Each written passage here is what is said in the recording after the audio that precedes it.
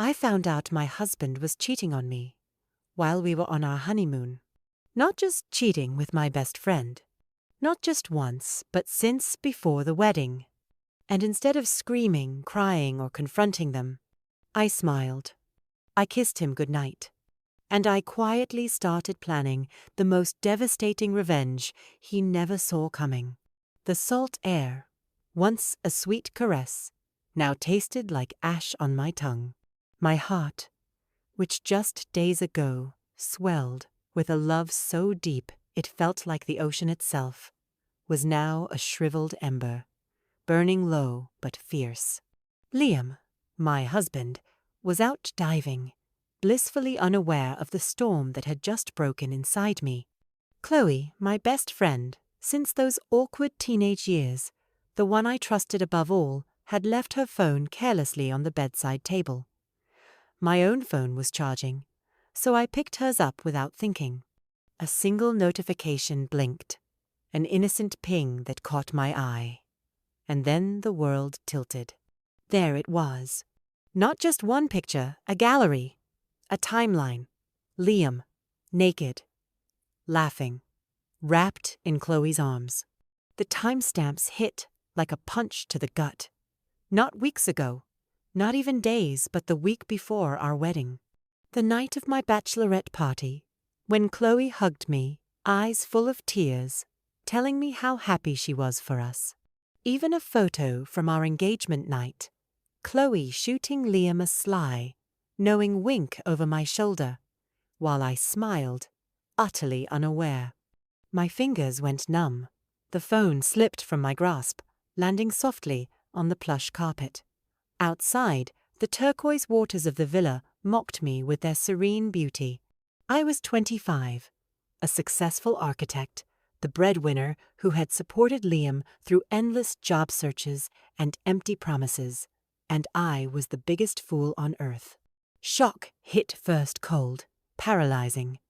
But quickly, it morphed into something sharper, more precise, a quiet, internal rage.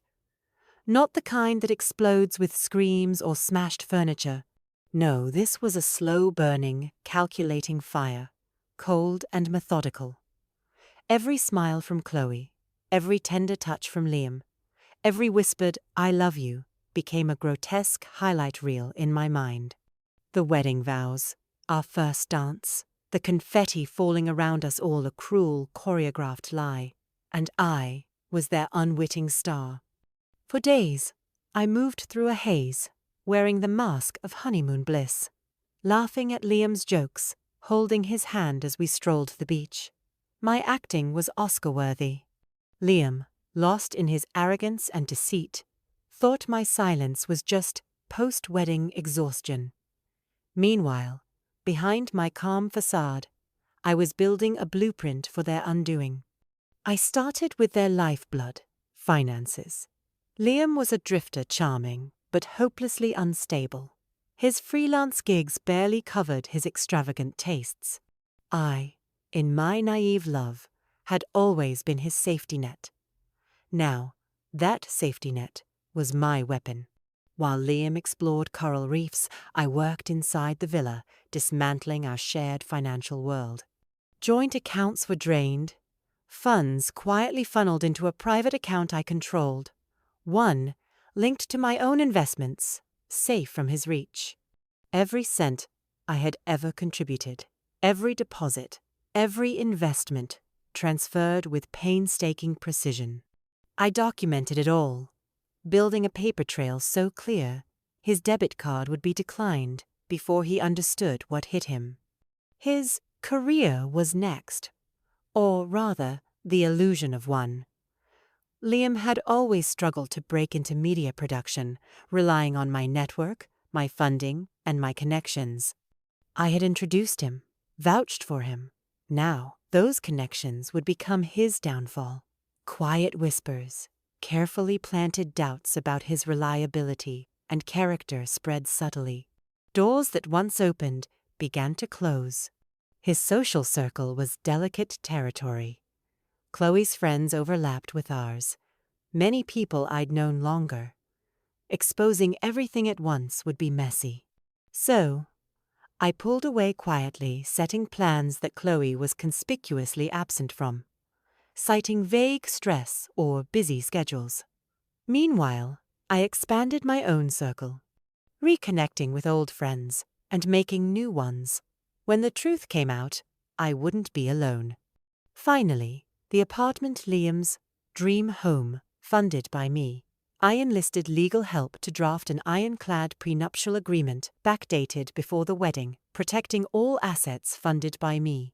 It included a devastating clause on infidelity with heavy financial penalties. I changed digital locks so only I had access. The apartment would become their gilded cage.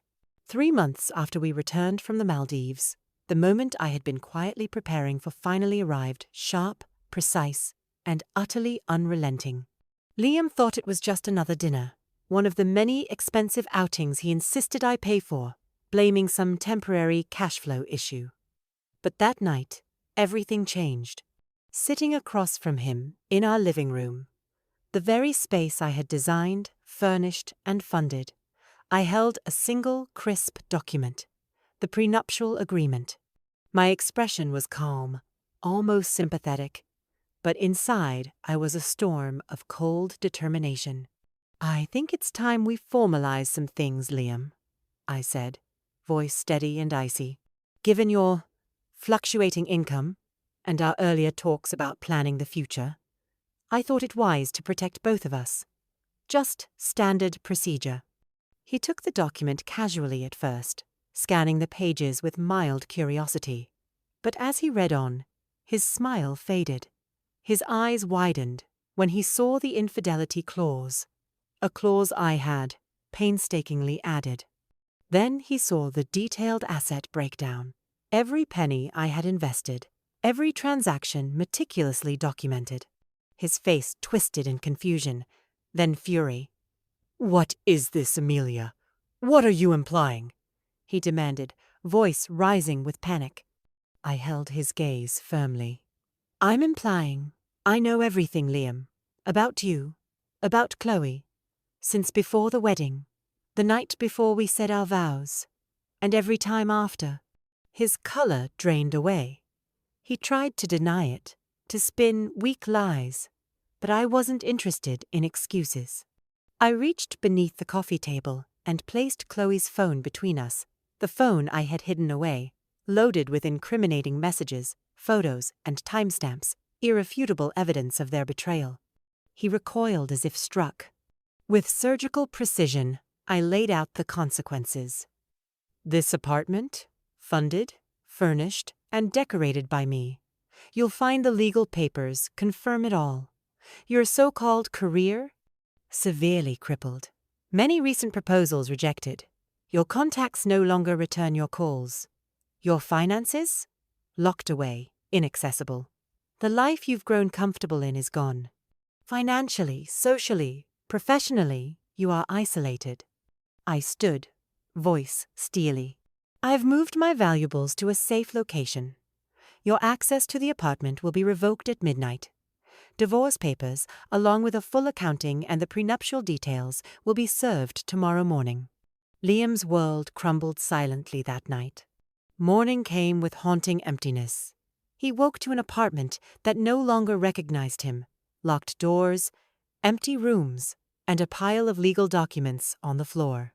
His phone buzzed incessantly, once friendly colleagues and clients, now cold, canceling meetings, questioning his integrity, whispering suspicions of professional misconduct.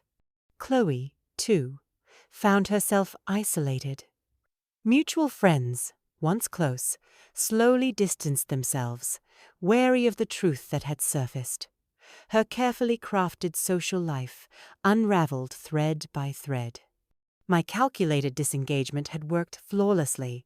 There were no screaming matches, no public confrontations. My revenge was quiet, methodical, utterly devastating. Piece by piece, I dismantled the life they had built on lies and betrayal. But I didn't stop there. I sent an anonymous tip to Chloe's workplace about her unethical involvement in client projects, supported by screenshots. Her firm launched an internal review. A week later, she was suspended. Liam tried to appeal to my emotions, texted long paragraphs, left voicemails filled with desperate apologies, blamed Chloe, even tried to guilt me with memories of our honeymoon. I blocked every number.